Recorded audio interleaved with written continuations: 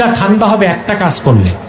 অধিকাংশ দুর্নীতিবাজ চোর তো কারাগারেই আছে, শরিয়া আদালতে চোর হিসেবে তাদের হাত কেটে দাও। ঘোড়ার ডিমের মেগা প্রকল্প কি চাটবেন নাকি? প্রত্যেকেই তো 1,07,000 টাকা করে ঋণ আপনাদের মাথার উপর, কথা বলেন না? ঋণ হইতো না যদি মেগা প্রকল্পে দুর্নীতি না থাকতো। আমি ডাকলে যাই না, আমাকে ডাকছে বর্তমান সরকার, বহুবার ডাকছে। 5 তারিখ রাতে ডাকছে, আমি মালয়েশিয়া ছিলাম। সেনাপ্রধানের পক্ষ থেকে ডাকছে, আমি বিদেশ ছিলাম। গত সপ্তাহে আলেমদেরকে ডাকছে, প্রথম ডাকটাই আমাকে দিছে। আমার দিনে প্রোগ্রাম আমি যাই নাই, আগ্রহ নাই, কারণ আমাকে নিশ্চয়তা দিতে হবে আমার কথা শুনবে তারা, তাহলে 70 বার তাদের দরজায় দৌড়াবো। আর যদি আমাকে নিশ্চয়তা না দেয়, আমি যে ট্যাগ লাগাবো না, দূর থেকে পরামর্শ দিব। এবং আমার পরামর্শ তারা কিছুটা হলেও নেয়। ইন্ডিয়ার বিরুদ্ধে যে 3টা পরামর্শ দিছি, পাইছেন না? 3টাই সরকার গ্রহণ করছে, আলহামদুলিল্লাহ। আমার কথা এটাই, কাছে যাইয়া সরকারের হালুয়া রুটির ভাগ খাওয়ার দরকার নেই, দূর থেকে পরামর্শ দিব, ওইটাই তো ভালো। কি বলেন? টপ টু বাটাম, প্রধানমন্ত্রীর কার্যালয় থেকে সিটি কর্পোরেশনের ঝাড়ুদার পর্যন্ত সব খাইছে। ঠিকটাও ঠিক মতো কইলাম না, টাকা গেছে বিদেশ। বর্তমান সরকার বলতেছে আমরা টাকা ফেরত আনবো, আমি বলছি মোটেও না। লিখে রাখো আব্বাসির কথা, 1 টাকা ইউনূস ফেরত আনতে পারবে না। কেন? আপনার স্টেজে একটু বসেন, ধৈর্যের সাথে একটু বসেন, কথা বুঝতেছেন? কারণ ছোট চোরেরা টাকা পাচার করছে বড় চোরদের কাছে, ওরা কি টাকা ফেরত দিবে? কেন দিবে না?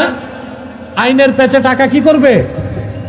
আটকায় দিবে। আমি বর্তমান সরকারকে পরামর্শ দিছি, বাংলাদেশের সবচেয়ে বড় সমস্যা কি? দুর্নীতি। কোনটা? Most corrupted state in the world. পৃথিবীর সবচেয়ে দুর্নীতিগ্রস্ত দেশ বাংলাদেশ, দুর্নীতিতে 6 বার চ্যাম্পিয়ন হয়েছে। এই পর্যন্ত বিশ্বকাপ ফুটবল জিততে পারে নাই, ক্রিকেটও গোল্লা। কথা বলে দুর্নীতিতে কি হয়েছে? চ্যাম্পিয়ন হয়েছে। কতবার? আর 16 বছর যে দুর্নীতি হয়েছে দেশ স্বাধীনের পর, এইরকম দুর্নীতি আর হয় নাই। বাংলাদেশ থেকে চুরি করে বিদেশে টাকা পাচার হয়েছে 2 লক্ষ কোটি টাকা।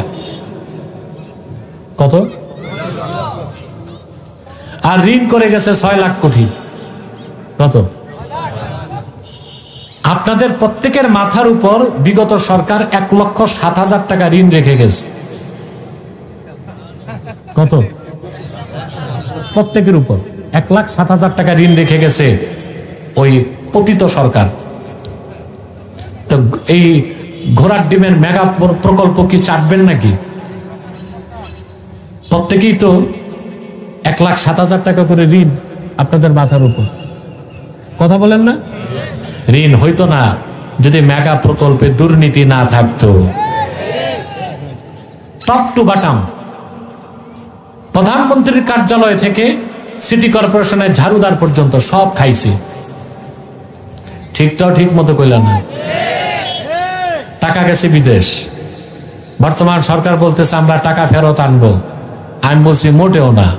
লিখে রাখো আব্বাসির কথা, 1 টাকা ইউনূস ফেরত আনতে পারবে না। কেন? আপনার স্টেজে একটু বসেন, ধৈর্যের সাথে একটু বসেন, কথা বুঝতেছেন? কারণ ছোট চোরেরা টাকা পাচার করছে বড় চোরদের কাছে, ওরা কি টাকা ফেরত দিবে? কেন দিবে না? আইনের পেছে টাকা কি করবে? আটকায় দিবে। আমি বর্তমান সরকারকে পরামর্শ দিছি, আমি ডাকলে যাই না, আমাকে ডাকছে বর্তমান সরকার, বহুবার ডাকছে। 5 তারিখ রাতে ডাকছে, আমি মালয়েশিয়া ছিলাম। সেনাপ্রধানের পক্ষ থেকে ডাকছে, আমি বিদেশ ছিলাম। গত সপ্তাহে আলেমদেরকে ডাকছে, প্রথম ডাকটাই আমাকে দিছে। আমার দিনে প্রোগ্রাম আমি যাই নাই, আগ্রহ নাই, কারণ আমাকে নিশ্চয়তা দিতে হবে আমার কথা শুনবে তারা, তাহলে 70 বার তাদের দরজায় দৌড়াবো। আর যদি আমাকে নিশ্চয়তা না দেয়, আমি যে ট্যাগ লাগাবো না, দূর থেকে পরামর্শ দিব, এবং আমার পরামর্শ তারা কিছুটা হলেও নেয়। ইন্ডিয়ার বিরুদ্ধে যে 3টা পরামর্শ দিছি, পাইছেন না? 3টাই সরকার গ্রহণ করছে, আলহামদুলিল্লাহ। আমার কথা এটাই, কাছে যাইয়া সরকারের হালুয়া রুটির ভাগ খাওয়ার দরকার নেই, দূর থেকে পরামর্শ দিব, ওইটাই তো ভালো। কি বলেন? তো আমি সরকারকে পরামর্শ দিচ্ছি বিভিন্ন মাহফিলে, বিদেশে যে টাকা চুরি হয়ে গেছে এটা আনতে হবে না। আমাদের কলিজা ঠান্ডা হবে একটা কাজ করলে। অধিকাংশ দুর্নীতিবাজ চোর তো কারাগারেই আছে, শরিয়া আদালতে চোর হিসেবে তাদের হাত কেটে দাও, আর কিচ্ছু লাগবে না, বাংলাদেশ ঠিক হয়ে যাবে। চোরের শাস্তি কি? আস-সারিকু ওয়াস-সারিকাতু ফাকতাউ আইদিয়াহুমা। চোর পুরুষ হোক আর মহিলা হোক, মানে চোর হোক আর চুন্নি হোক। চোর সমস্যা কমই করছে, চুন্নি বেশি করছে। চোর হোক আর চুন্নি হোক, আল্লাহর হুকুম কি? হাত কেটে দাও। তা ইউনূস সাহেব এতটুক করে দিলে কলিজা ঠান্ডা হয়ে যাবে আমাদের। আপনারা কি বলেন? টাকা তো আসবে না জানি, চোরদের শাস্তিও। এই চোরদের শাস্তি হলে যারাই আগামীতে সরকারে আসবে, ভবিষ্যতে যারা আসবে, চুরি করার দুঃসাহস করবে না দেশের টাকা। আপনাকে সংস্কার করতে হলে কোরআন সুন্নাহর নীতিতে করতে হবে। সেটআপ চেঞ্জ করবেন, পলিসি চেঞ্জ করবেন না, তাতে কিচ্ছু হইবে না। দল চেঞ্জ হবে, দেশের পরিবর্তন।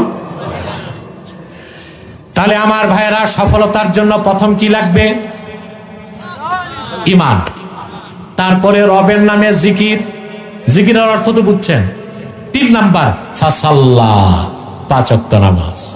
এর চেয়ে বড় কোনো জিকির? নামাজ পড়বেন? পড়েন কোথায় ভাই? ফজরে কয়জন লোক মসজিদে যায়? জুমার দিন যে মসজিদ ভরে যায়, বারান্দা ভরে যায় না? এরা কি অতিথি না এলাকার? জুমার দিন আসরের সময় কয় কাতার? 1 কাতার। আর ফজরে 3 জন, ইমাম, মুয়াজ্জিন, মুতল্লি, ঠিক না? বাকি লোকগুলো গেল কই? এর মানে বাংলাদেশের অধিকাংশ মুসলমান বেনামাজি, ঠিক না? অধিকাংশ মুসলমান কি? এখানে যদি বেনামাজি থেকে থাকো, একটা ফতোয়া দিচ্ছে, কান পেতে শুনে রাখো। আপনাকে প্রশ্ন করি, চোর, হত্যাকারী, জানাকার, শরাবখোর, এই লোকগুলো বেশি খারাপ না বেনামাজি বেশি খারাপ? বুঝে বলতে হবে। চোর, হত্যাকারী, জানাকার, শরাবখোর, এই লোকগুলো বেশি নিকৃষ্ট না বেনামাজি? বেনামাজি। ইন্না তারিকাস সালাতি আকবাহু মিনাল কাতিলি ওয়াস সারিকি ওয়াজ জানি ওয়া মুদমিনিল খামরে। চোর, জানাকার, হত্যাকারী, শরাবখোর, তাদের চেয়ে নিকৃষ্ট হচ্ছে বেনামাজি। রাগ করবেন না, সমাজে বেনামাজিরই আগে দাওয়াত দেন মেয়ের বিয়েতে। বেনামাজি মসজিদ কমিটির সভাপতি হয়, মাতবুরিতে বেনামাজি, মেম্বার, চেয়ারম্যান, এমপি ইলেকশনে সব বেনামাজি। কথা বলেন কেন? প্রত্যেক দলেই তো কিছু নামাজি আছে, ওগুলোরে ভোট দেওয়া যায় না? কথা বলেন। প্রত্যেক রাজনৈতিক দলে কিছু মানুষ আছে না ইমানদার, নামাজি, ওই লোকটারে ভোট দেওয়া যায় না? আরে ভাই, আমাদের স্বপ্ন হচ্ছে ইসলামী রাষ্ট্র, কিন্তু ইয়া আল্লাহ, কোন এলাকায়, কোন জঙ্গলে আসলাম? তোমাদের কোনো স্বেচ্ছাসেবক নাই, কিচ্ছু নাই? হ্যাঁ, তা আমাকে এনে কষ্ট দাও কেন?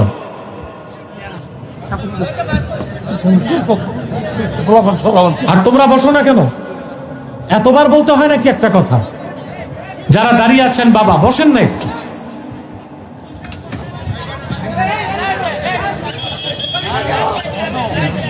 এই দিক তাকান। আবার ওই দেখেন কিছু মানুষ রোডের থেকে নামবে না, এনার্জি লস হবে। দেখেন দেখেন, ওখানে বসে আছে, ওয়াজ শুনতেছে, আসছে মাহফিলে, মাঠে আসবে না। ওখান থেকে আসতে গেলে শক্তি যদি চলে যায় শরীরের, ঠিক না? অথচ মাহফিলে বসে মুনাজাতে শরীক হওয়া, সুবহানাল্লাহ, মাহফিলে আল্লাহর রহমত বৃষ্টির মতো পড়তে থাকে। দূরে বসে ওয়াজ শুনলে সওয়াব আছে, ওই রহমত পাওয়া যাবে না। কথা বুঝতে পারছেন? পুরা 1 ঘন্টা চলে গেছে, আর 10টা মিনিট কষ্ট দিব, কষ্ট হবে না তো আপনাদের? তাকান আমার দিকে। তাহলে আমরা ইসলামী রাষ্ট্র চাই না? আপনারা যারা রাষ্ট্রবিজ্ঞান পড়ছেন, আপনাদেরকে একটা প্রশ্ন করি, সোসাইটি বড় না স্টেট বড়? সোসাইটি বড়। রাষ্ট্রবিজ্ঞানীগণ বলেন society is great than state. রাষ্ট্র থেকে সমাজ বড়। রাষ্ট্র থেকে? আমরা যদি বাংলাদেশে 3 লক্ষ মসজিদ আছে, 10,000 মাদ্রাসা আছে, 1,98,000 পীর আছে, কত? সরকার জরিপ করছে, কত পীর? তাহলে এক এক জেলায় কয়জন পীর পড়ে, এটা ভাগ করে দেখে নিয়েন। 3 লাখ মসজিদ আছে, 10,000 মাদ্রাসা আছে, কয়েক লক্ষ পীর আছে, মাহফিলের তো অভাব নাই, সমাজটা বদলাইতে পারি নাই। ইসলামী রাষ্ট্র তো করব দূরে থাক, শরিয়া একটা আইনও বাংলাদেশে করতে পারি নাই দেশ স্বাধীনের 53 বছরে। তাহলে আমাদের অবশ্যই ইসলামী রাষ্ট্র প্রতিষ্ঠার সংগ্রামের সাথে ইসলামী সমাজ প্রতিষ্ঠা করতে হবে। অর্থাৎ প্রত্যেকটা মসজিদকে কেন্দ্র করে ওই মহল্লাটাকে একটা ইসলামী সোসাইটি বানাই দিতে হবে। এটা দায়িত্ব ইমাম সাহেবের। একজন ইমাম, জামে মসজিদের ইমাম, প্রত্যেক জুমায় 1 ঘন্টা করে ওয়াজ করে, বছরে 52 ঘন্টা। কত? সহজ কথা। 1 বছরে একজন যোগ্য ইমাম তার মহল্লার মানুষকে 52 ঘন্টা ওয়াজ শোনাইতে পারে। ইমাম যদি যোগ্য হয় আর কোরআন সুন্নাহর নীতিতে 52 ঘন্টা আলোচনা করে 1 বছর, 10 বছরে ওই মহল্লাটা একটা ইসলামী সোসাইটিতে পরিণত হয়ে যাবে। এভাবে যদি 3 লক্ষ মসজিদে কাজ চালু হয়, বাংলাদেশে ইসলামী রাষ্ট্র প্রতিষ্ঠা বাধা দেওয়ার কোন অপশক্তি নাই পৃথিবীতে। ওখানে জনগণের দায়িত্ব সবচেয়ে বেশি, জনগণের দায়িত্ব। কিন্তু জনগণের মধ্যে সমস্যা, নামাজি মানুষ নির্বাচনে দাঁড়ায়, ওরে ভোট দেয় না। বাংলাদেশে দেখবেন অনেক পীর সাহেব রাজনীতি করে, কথা বলে না। মুরিদ আছে, ভোট নাই। কেন? সমস্যা এক জায়গায়। ওই যে মুরিদ, সে 2 জন পীর বানাইছে, একটা আধ্যাত্মিক পীর আর একটা রাজনৈতিক পীর। তা আধ্যাত্মিক পীরকে হাদিয়া দেয়, তোফা দেয়,